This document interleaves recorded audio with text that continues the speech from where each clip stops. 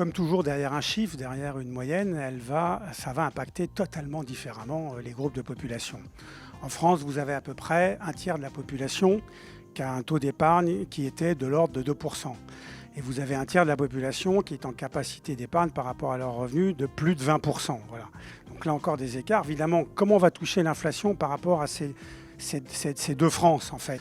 Quand vous n'aviez que 2% de capacité d'épargne, quand les prix sur les produits de première nécessité montent de 20%, de 15 ou de 20%, on comprend bien que vous êtes au-dessus du niveau de la mer, par définition. C'est-à-dire que vous êtes obligé de baisser très sensiblement vos volumes de consommation pour pouvoir terminer le mois. Voilà.